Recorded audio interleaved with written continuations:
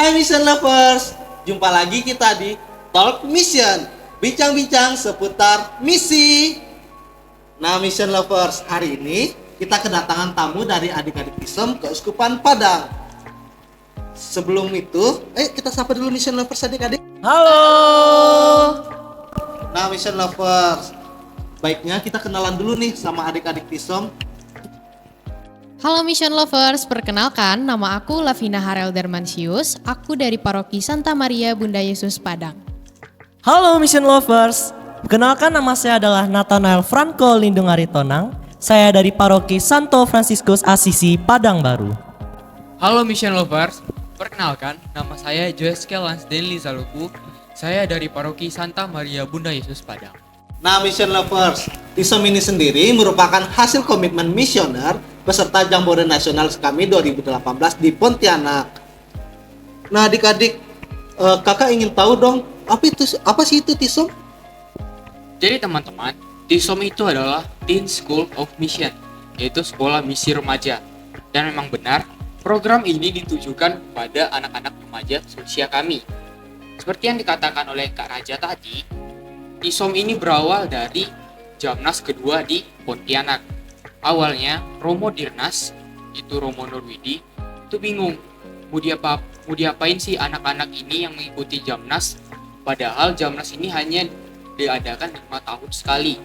Terus 5 tahun ini ngapain dong? Makanya dibentuklah TISOM, Teen School of Mission, di mana TISOM ini awalnya diikuti hanya 6 keuskupan saja. Pertama, TISOM Keuskupan Agung Palembang, TISOM Keuskupan Agung Makassar, TISOM Keuskupan Agung Semarang, TISOM Keuskupan Surabaya, TISOM Keuskupan Sintang, dan TISOM Keuskupan Bandung. Nah, dan juga tiap-tiap keuskupan itu mengirim 3 alumni peserta Jamnas yang kedua. Puji Tuhan, karena melihat TISOM Angkatan 1 ini berjalan baik, kemudian dikembangkanlah menjadi TISOM Angkatan kedua sampai di TISOM Angkatan ketiga dan diikuti oleh 14 keuskupan. Jadi gitu teman-teman, apa itu TISOM? Oke, terima kasih Skel. Berarti, nah Mission Lovers, TISOM itu sendiri merupakan Teen School of Mission. Oh ya, kakak juga penasaran nih, apa sih visi misi dari TISOM itu sendiri? Oke, jadi kalau visi dan misi, TISOM ini juga punya visi ya teman-teman. Visinya itu adalah remaja Katolik yang hidup dalam Kristus dengan gembira, cerdas, tangguh, dan misioner. Kita pertama ke remaja Katolik. Jadi di Teen School of Mission ini diwajibkan yang mengikuti itu pastilah kita harus remaja yang memiliki agama Katolik supaya kita bisa berkumpul mengimani satu akan Kristus. Selanjutnya kita hidup dalam Kristus. Maksudnya selama pertemuan ini kita itu akan berusaha mendalami semua pengajaran dari Yesus Kristus supaya kita bisa mengabarkan, kuartakan kabar sukacita Injil. Bagaimana cara mewartakan kabar sukacita Injil?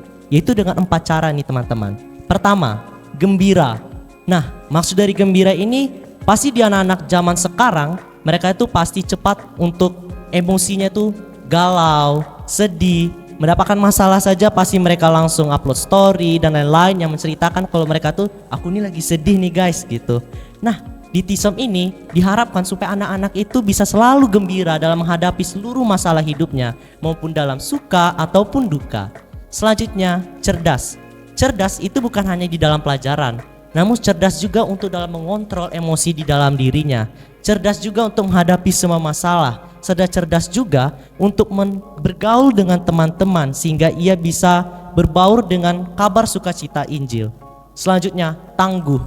Maksud dari tangguh ini, kita akan mengimani akan Kristus nih guys. Jadi kita tuh memiliki tanggung jawab untuk mengimaninya terus sampai di akhir hayat kita dengan perasaan berani dan tidak akan pernah untuk berpindah dari aliran iman lain. Selanjutnya, misioner. Misioner ini maksudnya kita itu berani untuk diutus dimanapun kita berada. Misalnya nih guys, kami TISOM bertiga ini sudah menjalani 4 pertemuan. Pertama kami sudah melakukan di Surabaya, Muntilan, Makassar, dan penutupannya di Mentawai. Itu aja bang kalau soal visi dan misi. Oke Mission Lovers, berarti bisa kita pastikan ya adik-adik TISOM kita ini merupakan anak-anak yang gembira, cerdas, tangguh, dan misioner. Nah kakak lihat-lihat kalian menggunakan baju, baik itu di topi. Ada satu logo yang sangat menarik nih di mata kakak. Emang apa sih arti dari logo itu? Nah, pada logo yang sedang kami pakai ini Kak, terdapat 4 warna nih Kak sebagai logo Tisom. Yang pertama ada warna merah, kuning, hijau, dan juga biru. Setiap warnanya ini memiliki arti yang berbeda-beda loh teman-teman.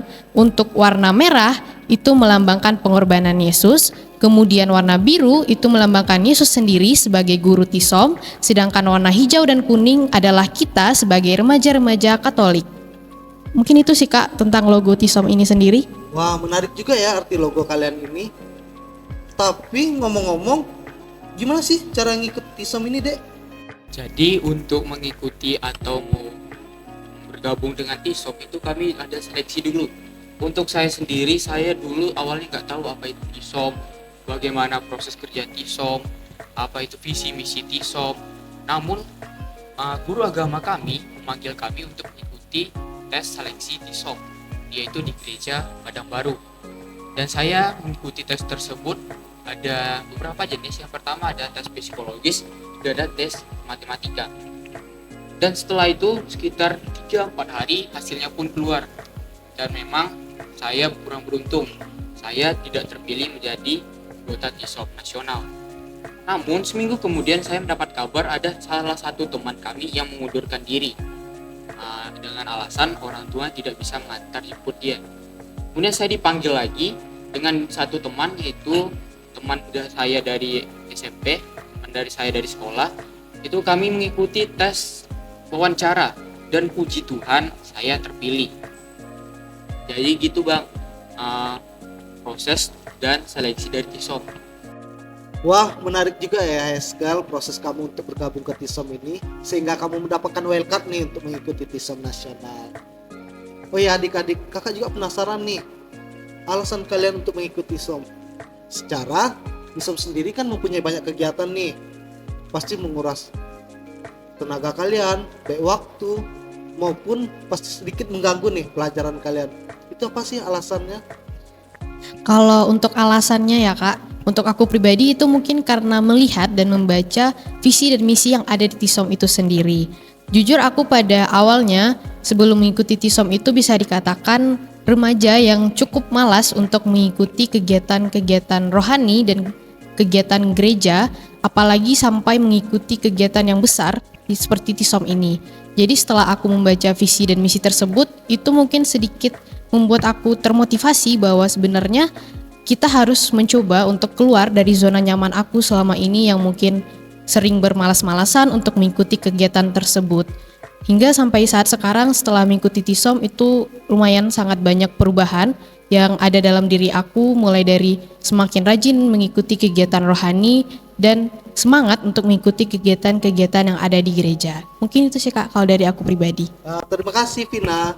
Nah, kalau dari Nail sendiri bagaimana sih? Apa sih alasan kamu untuk mengikuti Tisom? Oke, awalnya saya juga mengetahui Tisom ini dari salah satu pendamping bir saya, yaitu Bu Endang. Dia memanggil saya setelah pulang dari sekolah dan mengatakan, "Nail, mau nggak ikut Tisom?" Tentu saya juga bingung, apa sih Tisom itu? Dan apa alasan saya untuk dipilih jadi Tisom?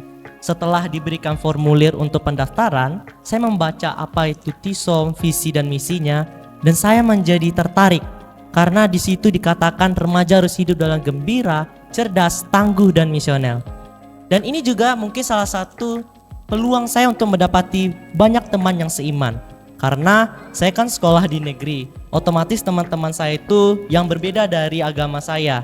Mungkin ini juga lah cara saya untuk mendapatkan teman lebih banyak lagi yang seiman, sehingga saya bisa berbaur dan mengetahui apa sih cara mereka untuk menjadi remaja yang gembira, cerdas, tangguh dan misioner. Mungkin itu alasan saya mengikuti Tisom, Bang. Wah, menarik juga ya Nail. Nah, kalau dari Heskel sendiri, apa sih deh alasan kamu untuk mengikuti Tisom? Nah, untuk alasannya mungkin sama seperti Lavina dan Nael. Soalnya saya tidak tahu apa itu Tisom. Namun setelah mengikuti sedikit pelatihan awal dan jadi saya tahu misi dan misi Tisom, yaitu cerdas, gembira, tangguh dan misioner. Emang berat sih menjadi anak-anak yang cerdas, gembira, tangguh dan misioner di zaman yang seperti ini. Namun itu adalah cobaan kami menjadi anak-anak Tisom. Itu Bang alasan saya. Wah, menarik juga ya Mission Lovers alasan mereka untuk mengikuti TISOM. Oh iya Mission Lovers, mereka ini merupakan TISOM Kesukupan Padang yang angkatan pertama yang mengikuti TISOM Nasional angkatan ketiga. Nah, pada kegiatan yang kami lakukan selama mengikuti TISOM ini, yang pertama ini ada kegiatan pertemuan tiap minggu nih Kak, dan juga membuat refleksi. Kemudian kami juga mengikuti kegiatan BIR di masing-masing paroki dan mengikuti pendampingan BIA. Serta kami juga mengikuti beberapa kali formasi pendamping sekami dan acara-acara sosial gereja seperti lock-in, live-in, hari orang sakit sedunia, dan juga hari lansia. Wah, banyak juga ya Vina kegiatan kalian di dalam TISOM. Nah, tadi kakak juga mendengar nih, katanya kalian mengadakan pertemuan 4 kali dalam setahun. Emang itu di mana aja ya Vina? Untuk pertemuan 4 kali itu kami ada pertemuan yang pertama di Surabaya, kemudian Muntilan, Makassar, dan yang terakhir ada di Mentawai Kak.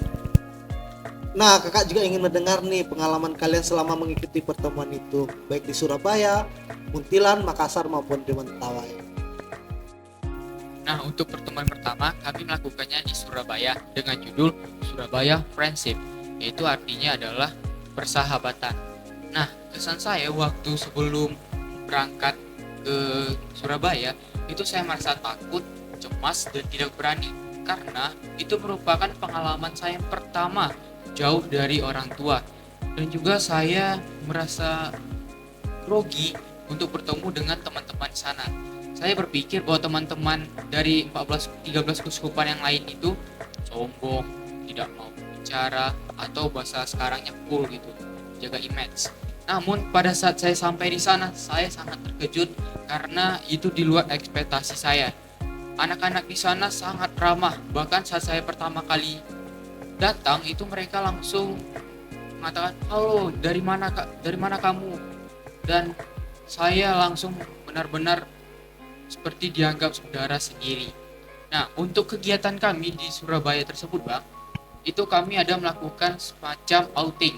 Itu terdiri dari 19 permainan, 10 di luar ruangan, dan 9-nya lagi di dalam ruangan.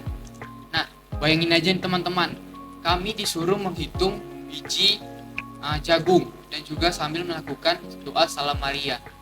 Dan benar-benar menguras energi dan juga emosi karena selain cuacanya panas, capek, kami juga harus melatih kekompakan kami dengan teman-teman satu kelompok kami.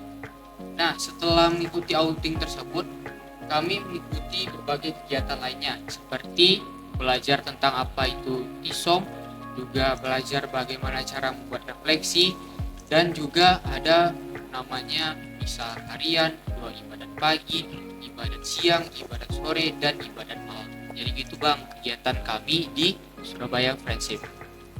Wah, menarik juga ya pengalaman kamu di Surabaya. Nah, pertemuan kedua kalian di mana sih kalau boleh tahu? Nah, pertemuan kedua yang seperti dikatakan Lavina itu di Muntilan, lebih tepatnya itu di Yogyakarta. Di pertemuan kedua ini diambil tema Muntilan Prayer. Sangat berbeda sekali dalam pertemuan pertama nih Bang. Kan pertemuan pertama di situ kami dibiarkan untuk bebas supaya bisa bersahabat antar satu sama lain. Tetapi di pertemuan kedua ini kami lebih memfokuskan diri untuk bersatu dengan Tuhan. Masuk bersatu dengan Tuhan ini ialah kami memfokuskan diri pada Alkitab. Dalam selama pertemuan ini kami diajak untuk kesehariannya tenang, menjaga kenyamanan supaya tidak ada kebisingan di dalam pertemuan itu. Banyak sekali termasuk saya itu melanggar aturan di saat pertemuan kedua ini. Kami banyak menghabiskan waktu, padahal waktu tidur kami malah berbicara selama di malam hari itu. Di situ saya akui saya dengan teman-teman mendapatkan teguran keras dari para pendamping TISOM. Awalnya kami juga merasa tidak nyaman, banyak bilang pertemuan kedua ini bosan. Tetapi setelah kami jalani pertemuan ini, mendalami Alkitab, mendalami seluruh doa yang diajarkan oleh Tuhan, kami mulai nyaman di pertemuan kedua ini. Saya juga sangat menarik saat metode TAT diajarkan, di mana kami berkumpul di kelompok yang telah dibagikan dan membacakan Alkitab, serta mengatakan apa ayat emas yang menarik di dalam diri kamu. Lalu kami di situ juga disuruh untuk menceritakan apa pengalaman dalam hidupmu ini yang sesuai dengan ayat emas yang kita pilih.